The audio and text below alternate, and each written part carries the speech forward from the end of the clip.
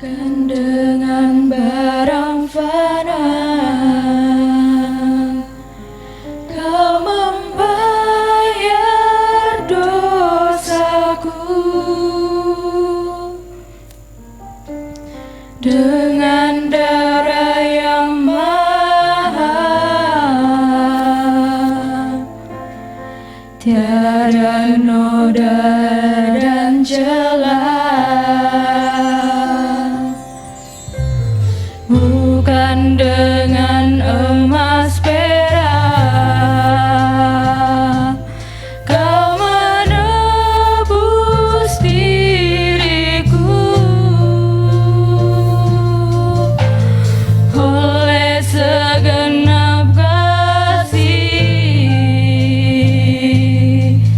dan pengorbananmu. Ku telah mati dan tinggalkan cara hidupku yang lama. Semuanya sia-sia dan tak berarti lagi. Hidup ini ku letakkan pada mezbamu ya Tuhan. Jadilah padaku seperti yang Kau ingini.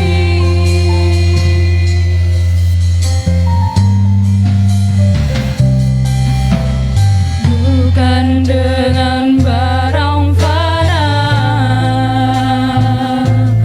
Kau membayar dosaku dengan darah yang mahal, tiada noda dan celah. Bukan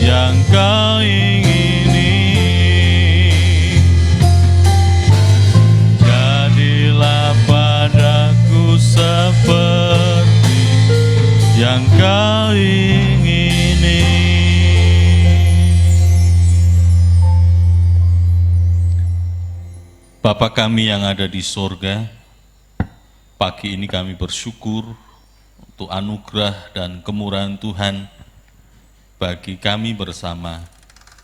Secara khusus kami orang-orang muda yang pagi ini boleh merayakan Paskah, merayakan akan kebangkitan Kristus dari antara orang mati. Memberkati kami semua yang hadir di gereja, baik rekan-rekan kami dan saudara-saudara kami yang lain, yang mereka mengikuti ibadah ini secara live streaming di rumah mereka masing-masing. Pimpin dan kuasai hidup kami bersama, untuk kami boleh bersungguh-sungguh di dalam memuji, menyembah, dan mencari wajah Tuhan. Perlengkapi kami dengan hikmat-Mu, pimpin dan kuasai hidup kami. Sebentar kami akan merenungkan akan firman-Mu. Kami serahkan waktu kami hanya di dalam pimpinan kuat kuasa roh Tuhan, mulai dari pertengahan sampai dengan selesainya. Di dalam berkat nama Tuhan Yesus, kami siap untuk membaca dan merenungkan akan firman-Mu. Dalam nama Tuhan Yesus, kami berdoa. Amin. Puji Tuhan, Shalom Aleichem. Ya, selamat pagi saudara yang dikasihi Tuhan, baik saudara-saudari yang ada di gereja maupun rekan-rekan yang lain yang ada di rumah masing-masing. Pagi ini kita bersyukur untuk pertolongan Tuhan dalam ibadah Paskah kita di tahun 2020 ya, yang memang sedikit berbeda, tidak seperti tahun-tahun yang lampau. Ya, hari ini kita merayakan Paskah secara live streaming dan hanya dihadiri oleh beberapa orang saja. Tentu ini di luar dari rencana kita ya, ada banyak hal di bulan-bulan ini, itu rancangan-rancangan yang tidak terjadi oleh karena ya COVID-19 yang mewabah hari-hari ini. Pagi ini tema kita adalah kebangkitannya memberikan pengharapan. Bacaan yang diberikan pada saya adalah surat 1 Petrus pasal 1 ayat yang ketiga. Saya akan bacakan 1 Petrus pasal 1 ayat yang ketiga. Pengharapan iman dan kasih. Demikian bunyi firman Tuhan. Terpujilah Allah dan Bapa Tuhan kita Yesus Kristus, yang karena rahmat-Nya yang besar telah melahirkan kita kembali oleh kebangkitan Yesus Kristus dari antara orang mati kepada suatu hidup yang penuh pengharapan. Saudara-saudari yang dikasihi Tuhan, kebangkitan Yesus ini merupakan dasar dari iman kekristenan kita. Jadi ini satu hal yang sangat penting. Meskipun sampai hari ini, kebangkitan Yesus ini masih menjadi sebuah perdebatan. Karena ada yang mengatakan bahwa yang mati bukan Yesus, tapi yang lain. Yesus tidak disalibkan, tapi Yudas Iskariot yang disalibkan. Yesus hanya pingsan, lalu setelah itu lari ke India dan seterusnya. Jadi ada banyak versi, pendapat, argumentasi dari orang-orang yang secara tidak langsung menolak tentang berita kebangkitan. Oleh karena itu, kebangkitan Kristus menjadi dasar iman yang teguh. Maka dalam pengakuan iman rasuli disampaikan dengan sangat jelas Yesus yang disalibkan, mati, dikuburkan, bangkit pada hari yang ketiga. Bangkit pada hari yang ketiga. Bahkan juga masih ada perdebatan lagi. Benarkah Tuhan Yesus itu bangkit pada hari yang ketiga?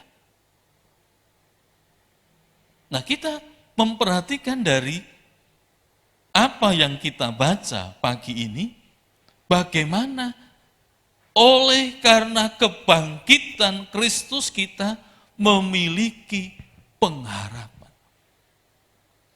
Sama dengan hari ini. Oleh karena anugerah Tuhan, kita masih berpengharapan. Meskipun dalam situasi keadaan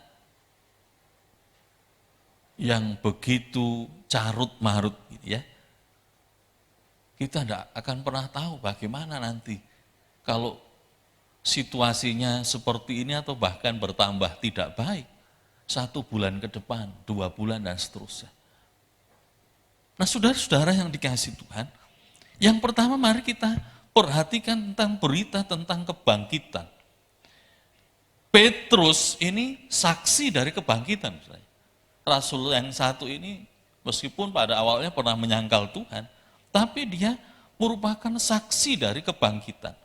Di dalam Injil Markus pasal yang ke-16, Injil Markus pasal yang ke-16, ayat 9 sampai dengan 14, Yesus beberapa kali menampakkan diri kepada para murid. Pertama tentu kepada Maria Magdalena dan teman-temannya. Ketika mereka pagi-pagi pada hari pertama minggu itu, mereka pergi ke kubur untuk melihat mayat Yesus. Lalu berita tentang kebangkitan juga disampaikan bagaimana Yesus menampakkan diri kepada 2 orang yang mengadakan perjalanan ke Emmaus. Awalnya mereka dengan sangat sedih mengatakan, aduh Yesus mati, Yesus yang kami harapkan jadi pengharapan kami, jadi Tuhan kami. Tapi dia telah disalib mati. Yesus menampakkan diri kepada ke-11 rasul. Ayat yang ke-14, akhirnya ia menampakkan diri kepada ke-11 orang itu ketika mereka sedang makan. Perhatikan, dan ia mencela ketidakpercayaan dan kedegilan hati mereka. Oleh karena mereka tidak percaya kepada orang-orang yang telah melihat dia sesudah kebangkitannya. 11 rasul itu ya 11 murid kan, 12 hilang 1 kan. Tetapi mereka masih ragu-ragu. Benarkah dia adalah Yesus? Jangan-jangan hantu. Kan begitu. Tapi ketika Yohanes mendengar suaranya, ya, logat itu kan gampang diketahui orang. Kalau orang Lamongan itu ya, iya ta, itu mesti orang Lamongan itu. Ya, dialek itu begitu. Nanti kalau orang Surabaya, maksudnya yang lama di sana, ya nanti dialeknya akan ketahuan, oh ini mesti orang Surabaya. Atau mungkin orang Jawa Tengah itu ya, yang ngapak gitu ya, itu juga ketahuan. Baru, wah, engkau Tuhan, engkau Allahku. Ini berita tentang kebangkitan. Meskipun sampai hari ini berita kebangkitan ini masih disanggah. Dan itu tidak mengherankan, saudara. Sebab dalam Injil Matius pasal 28, ayat yang ke-11 sampai 15 tentang dusta mahkamah agama. Mahkamah agama loh saudara. Mahkamah agamanya orang Yahudi. Sebab memang mereka sangat mengerti bahwa Yesus pernah berkata, nanti pada hari 3 aku akan bangkit. Maka ketika Yesus disalibkan mati dan dikuburkan, maka mereka datang kepada petinggi Romawi. Tolong ya, kuburnya dijaga. Sebab dia pernah, si penyesat yang katakan itu, si penyesat itu pernah ngomong nanti pada hari ketiga dia akan bangkit. Kami takut nanti mayatnya dicuri murid-muridnya lalu dikatakan, oh guru kami telah bangkit sehingga penyesatan akan semakin bertambah. Dan prajurit Roma menjaga kubur Yesus. Dan Yesus bangkit.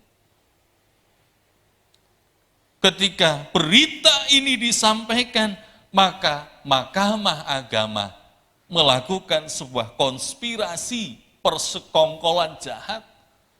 Mahkamah Agama ini mereka menyampaikan berita hoaks, berita bohong, tidak betul. Mereka melakukan suap. Dalam ayat yang ke-11 sampai 15 dari Injil Matius 28. Katakan saja nanti kalau ditanya orang, murid-murid Yesus yang mencurinya. Nah nanti kalau kami ditanya oleh pembesar kami bagaimana? Itu tanggung jawab saya. Itu tanggung jawab kami. Ini tak kasih uang.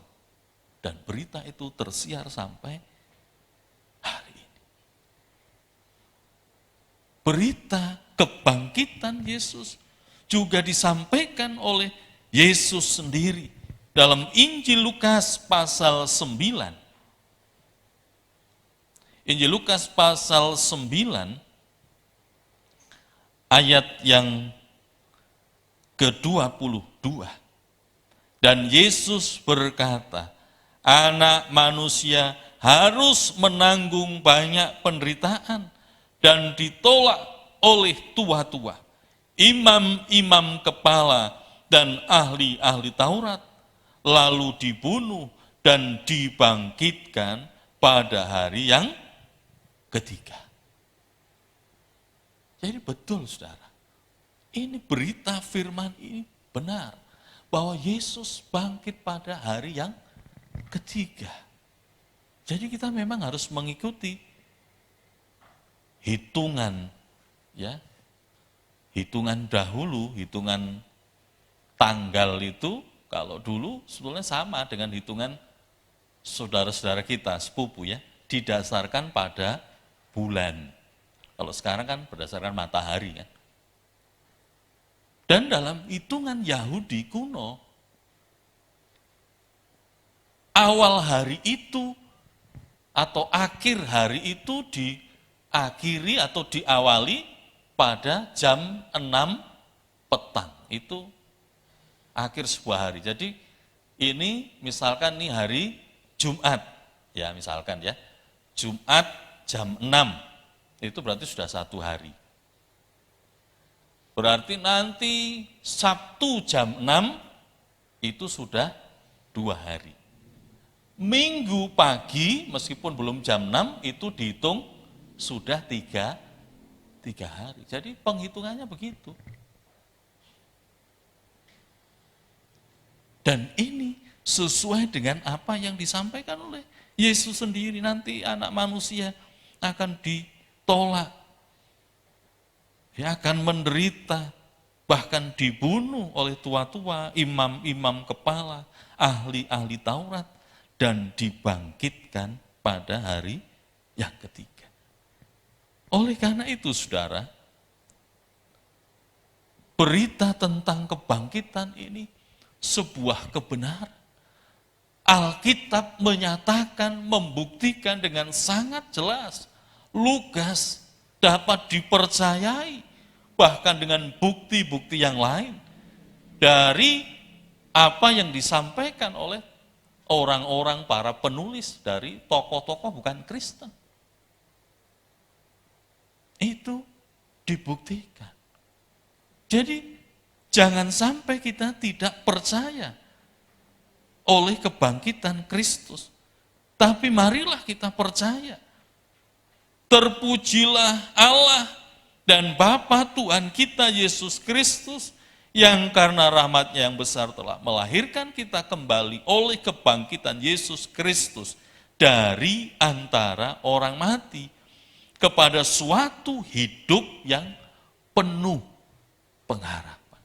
Nah, saudara yang dikasihi Tuhan, tema kita adalah kebangkitan Tuhan Yesus itu memberikan pengharapan bagi kita. Sesuatu yang kita harapkan. Memang kadangkala apa yang kita angankan itu tidak terjadi, saudara ya. Seringkali begitu. Pengharapan itu sebuah kebutuhan yang lumrah. Nah, artinya itu semua kita ini punya pengharapan. Kalau orang sekolah ya, oh nanti saya berpengharapan kalau sudah lulus begini mau jadi ini, jadi itu. Meskipun juga kadang-kadang tidak jadi juga. Atau bahkan beralih profesi. Ya. Sekolahnya misalkan jurusan apa ya? Misalkan jurusan teknik sipil gitu ya. Nanti tiba-tiba dia setelah lulus jadi petani. Loh ada loh saudara ya. Wah dia mengembangkan pertaniannya ada juga. Artinya tidak sesuai dengan pengharapan dan itu bisa saja. Maka dalam perenungan kita pagi ini, pengharapan apa? Tentang apa yang diberikan oleh karena kebangkitan Yesus? Yang pertama, saudara. Ada dua saja saya akan sampaikan. Yang pertama, pengharapan untuk hidup kita hari ini. Di dalam ayat yang ke-5,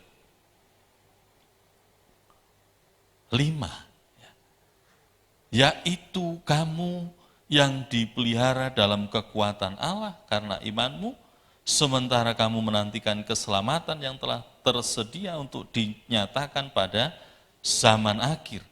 6. Bergembiralah karena akan hal itu, sekalipun sekarang ini kamu seketika harus berduka cita oleh berbagai-bagai pencobaan. Maksud semuanya itu ialah untuk membuktikan kemurnian imanmu yang jauh lebih tinggi nilainya daripada emas yang fana, yang diuji kemurniannya dengan api, sehingga kamu memperoleh puji-pujian dan kemuliaan dan kehormatan pada hari Yesus Kristus menyatakan dirinya.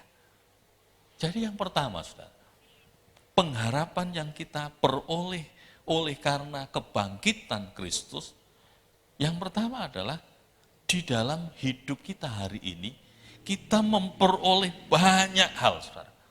Yang paling utama, di dalam kebangkitan Kristus, kita beroleh kelepasan dari dosa. Persoalan yang tidak bisa diselesaikan manusia itu kan dosa. Meskipun dalam konsep tentang dosa kadang-kadang berbeda. Orang satu dengan yang lain. Tetapi dalam konsep iman kita, bahwa manusia, keturunan Adam dan Hawa, itu mewarisi sifat berdosa. Artinya apa? Artinya bahwa orang itu atau manusia itu tidak perlu diajar untuk berbuat jahat, tapi pasti bisa berbuat jahat. Anak-anak ya memang kalau masih anak-anak dosa perbuatannya kan belum ada ya. Yo, masa baru lahir cenger gitu terus langsung mukulin papanya, mukulin mamanya kan enggak mungkin. Tapi nanti dalam perkembangan usia, dalam usia tertentu sudah mengerti, oh ini punyaku, ya ngertinya itu hanya punyaku. Padahal itu punya temannya. Ya sudah, kalau sudah dipegang, namanya anak-anak ya, mau diminta enggak boleh. Dek, tolong dek, dikembalikan tuh punya si A misal, enggak mau, ini punyaku. Kalau ada yang rebut, dipukul. Itu aja. Enggak diajari itu. Makanya Rasul Paulus mengatakan bahwa manusia, kita ini semua mewarisi itu. Kecenderungan untuk berbuat dosa. Dan itu semua. Makanya kalau kita tidak dipimpin Tuhan, gampang kita melakukan dosa dan kejahatan, gampang. Tidak usah diajar. Ya. Apalagi sekarang hanya melihat kan, kamu kenapa melakukan ini, dari mana kamu caranya? Dari nonton Pak. Loh, nonton apa? Oh, nonton YouTube Pak. Ini mereka-mereka yang melakukan kejahatan. Cara bongkar, misalkan gembok, itu kan jajar. No. Maksudnya itu bukan untuk yang jahat, tapi dimanfaatkan untuk hal yang jahat. Jadi dalam hidup kita hari ini, pengharapan oleh karena kebangkitan Kristus, kita ini dilepaskan dari belenggu dosa. Dan ini luar biasa, saudara. Tidak ada orang bisa melepaskan dirinya dari dosa, tidak ada.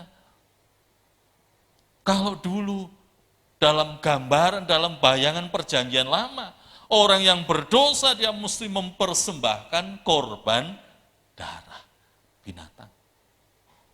Darah dikorbankan. Tapi itu hanya menutupi saja, itu bayangan saja. Mana bisa? Ya. Kok gampang sekali darah kita, darahnya manusia, dibandingkan dengan darah binatang, lebih mahal mana sudah? Tentu mahal darahnya manusia. Ayo, binatang berapa harganya? Sapi misalkan, taruhlah yang paling mahal 100 juta. Ya sudah, saya 100 juta saja, boleh. Tidak mungkin, sudah. Kita lebih mahal manusia. Maka darah Kristus yang menyucikan hidup kita dari segala dosa dan pelanggaran. 1 Korintus pasal 15 ayat yang ke-55. Hai maut, di manakah kemenanganmu? Hai maut, di manakah sengatmu? Sengat maut ialah dosa dan kuasa dosa ialah hukum Taurat. Tetapi syukur kepada Allah yang telah memberikan kepada kita kemenangan oleh Yesus Kristus Tuhan kita. Puji Tuhan. Jadi pengharapan kita oleh karena kebangkitan Kristus hari ini, artinya dalam hidup sekarang adalah kita menang atas dosa. Teologi Kristen mengatakan dilahirkan kembali menjadi manusia ciptaan baru. Maksudnya apa? Adakah yang berubah secara fisik? Tidak. Ya pancet, sama. Kalau saya begini ya tetap. Yang keriting rambutnya, percaya Yesus ya tetap keriting. Jadi lurus, enggak. Tetapi yang diubah adalah ini loh, batinnya. Hati nuraninya yang rusak, itu disucikan oleh kuasa darah Yesus. Di dalam hidup kita hari ini, kita memiliki kemenangan atas segala persoalan, atas segala permasalahan yang kita hadapi. Jadi kita bersyukur punya Kristus. Hari-hari ini kalau saudara lihat ya saudara, mungkin saudara memperhatikan, mengamati tentang bagaimana kondisi dunia ini termasuk bangsa kita di tengah-tengah wabah corona ini saudara ya. Semua berubah. Semua berubah. Tadi saya membaca ini tentang orang yang bekerja saudara ya. Bekerja gajinya itu 80 juta. Banyak ya saudara ya. 80 juta lah. Orang kalau gajinya banyak kan mesti ya levelnya kan naik, enggak mungkin terus gajinya 80 juta terus naik motor biasa, enggak mau, pasti wah akhirnya dia karena gajinya banyak, beli rumah 3M, cicil mobil dan seterusnya. Nah hari ini dia terpaksa dirumahkan. Semua berantakan. Ini yang terjadi. Mungkin juga saudara-saudara dan saya, kita mengalami berbagai-bagai hal, situasi-situasi yang sulit. Tetapi oleh karena kebangkitan Kristus hari ini, kita boleh menang. 1 Korintus pasal 10 ayat 13, bahwa kalau toh kita menghadapi pencobaan, menghadapi tantangan, tidak akan pernah melebihi dari kekuatan kita. Maka tadi dikatakan, di dalam hidup kita, kita bergembira akan hal itu sekalipun hari ini seketika harus berduka cita oleh karena berbagai pencobaan. Maksud semuanya itu ialah untuk membuktikan kemurnian iman. Jangan-jangan memang Tuhan pakai apa yang terjadi hari ini untuk memurnikan iman. Maka satu hal yang saya khawatirkan, saudara, ini ibadah ini kan live streaming ya, dan kalau mungkin orang-orang muda sih masih bisa mengakses, tapi orang-orang yang lain yang tua tidak tahu apakah mereka punya akses atau tidak. Punya tapi tidak mau juga, kita tidak tahu juga. Lalu bagaimana hidup iman mereka? Nah ini yang jadi persoalan. Mereka itu tambah setia atau tambah tidak. Sudah lama tidak beribadah lalu tambah males. Kalau sudah males mau ngawali lagi itu susah. Ya. Tapi bersyukur kita tetap beroleh kemenangan. Terimalah undangan Tuhan. Yesus mengatakan, marilah kepadaku yang letih lesu berbeban berat, aku akan memberi kelegaan. Mari, apapun persoalan kita, kebangkitan Kristus itu membuat kita hari ini tetap menang atas segala persoalan kita. Saudara yang kuliah punya persoalan sendiri, yang sudah bekerja tentu masih juga punya, yang masih sekolah yang lain sama, yang keluarga seperti saya juga sama, ada pergumulan-pergumulan. Dan bersyukur Kristus memberikan kemenangan. Bahkan untuk hari ini, dalam pengharapan kita oleh kebangkitan Kristus, Tuhan menjanjikan masa depan yang penuh pengharapan. Yeremia 29. Ini ayat yang tidak asing sungguhnya. Ya, bagi orang muda khususnya, bagi kita bersama. Di dalam ayat yang ke-11, Yeremia 29. Sebab aku ini mengetahui rancangan-rancangan apa yang ada padaku mengenai kamu. Demikianlah firman Tuhan, yaitu rancangan damai sejahtera dan bukan rancangan kecelakaan, untuk memberikan kepadamu hari depan yang penuh pengharapan. Ya, kadang-kadang orang tidak ngerti ini. Ya, karena orang itu sudah mungkin ya tidak tahu beban orang kan kita tidak ngerti ya. Pusing, mungkin tertekan apa, mungkin bagaimana. Sekarang Lamongan lagi trending topik, saudara ya. Miras oplosan. Sudah 10 atau berapa katanya yang sudah tumbang. Nah, minuman itu ya, beralkohol, terus campuri autan, campuri obat nyamuk. Ya sudah, itu nantang perkara, artinya wis tak mati ya sudah mati beneran kan. Mereka tidak ngerti tentang masa depan yang penuh harapan. Dalam hidup kita, Tuhan menjamin itu. Ayolah, jalanlah pada jalannya Tuhan. Mungkin susah hari ini engkau. Mungkin tidak sesuai dengan harapanmu hari ini. Tapi tetaplah jalan pada jalannya Tuhan. Seperti kereta api. Kereta api itu tidak ada terus yang geser ke kiri atau ke kanan. Terus pokoknya ngikuti aja sudah. Aku tidak mau lewat jalan ini. Tak pindah, tidak bisa saudara. Artinya ya sudah, itu ada jalannya khusus. Udahlah ikuti. Dengan Tuhan pun demikian.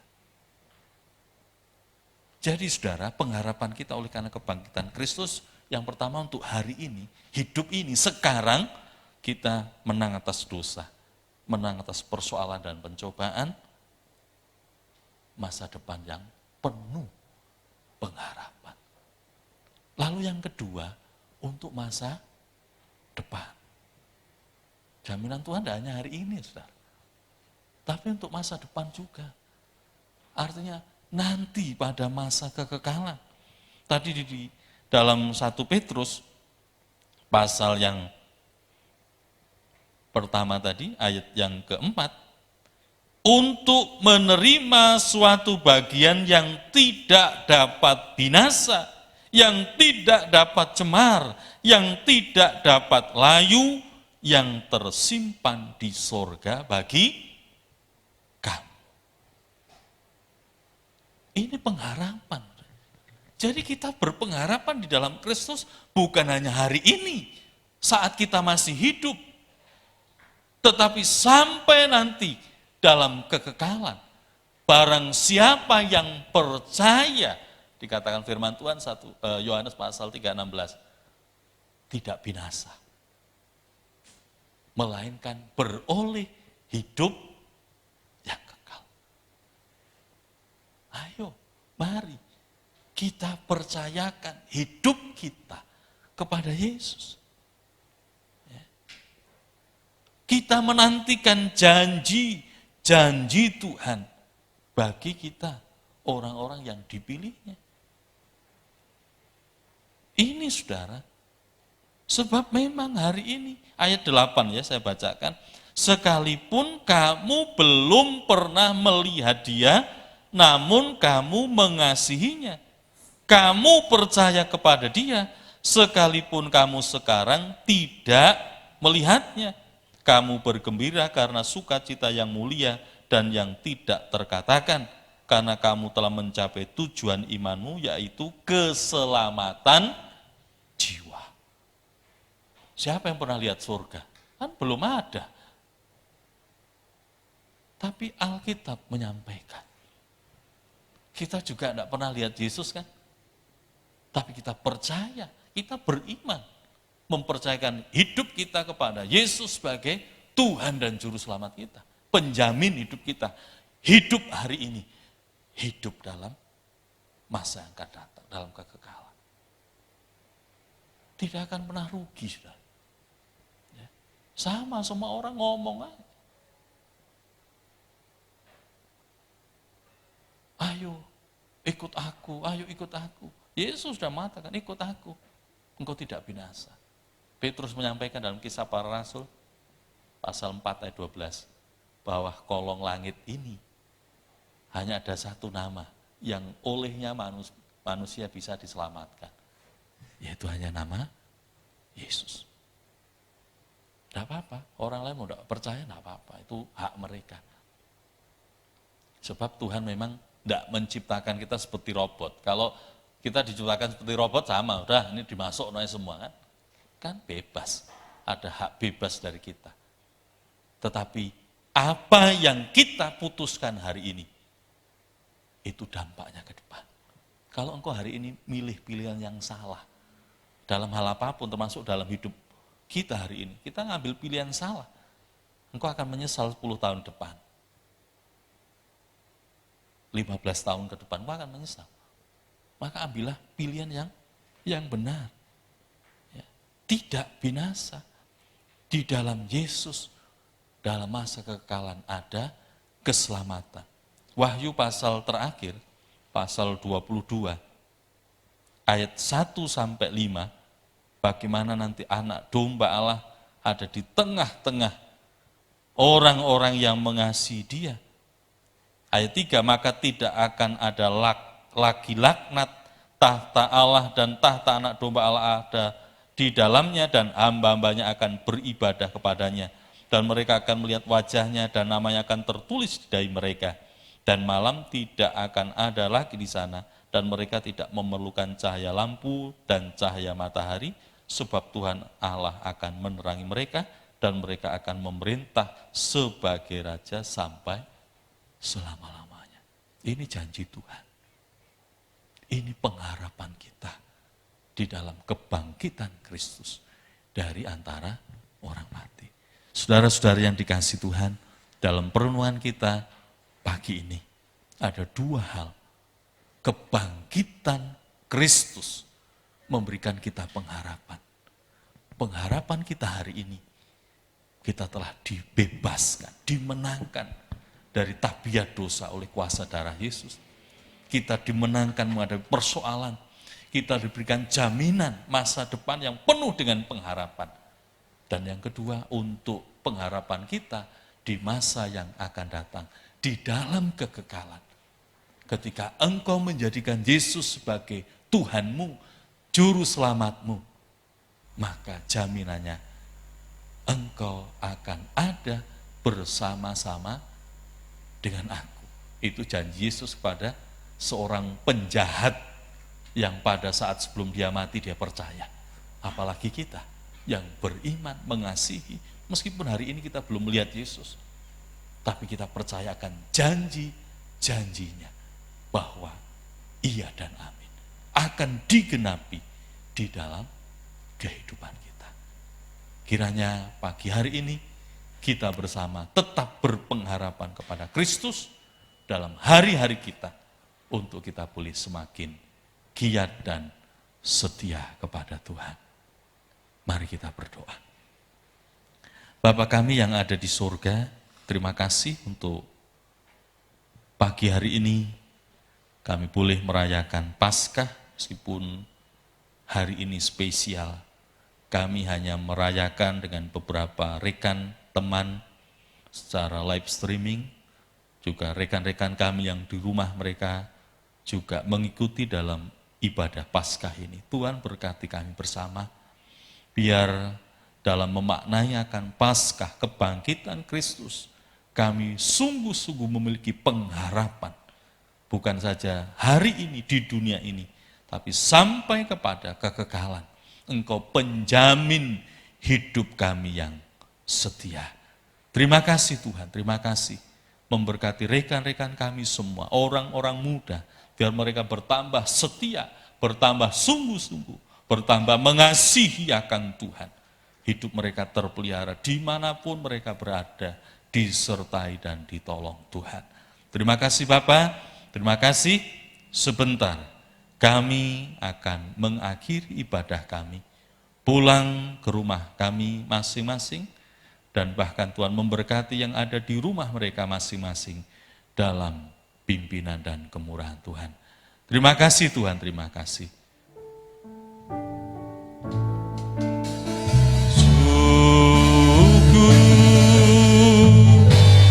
Gunakan padamu sembah,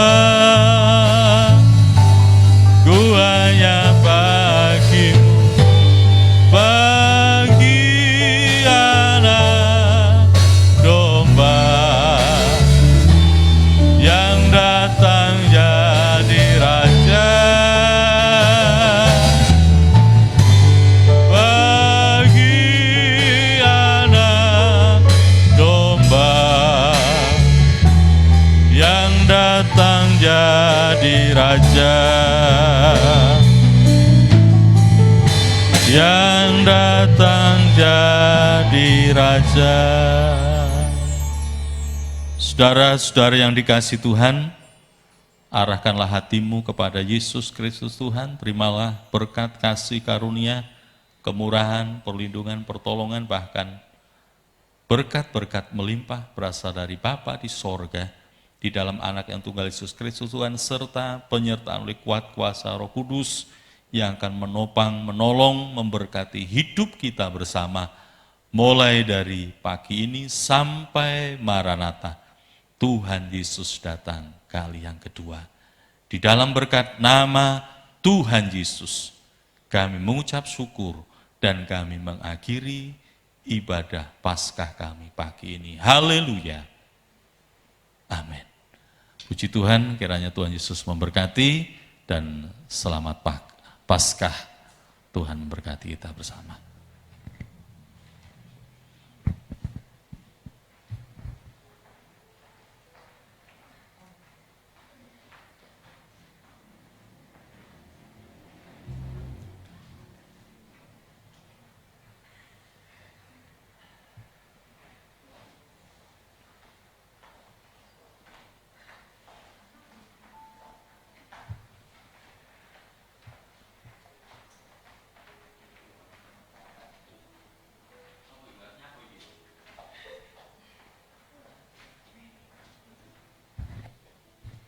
Teks.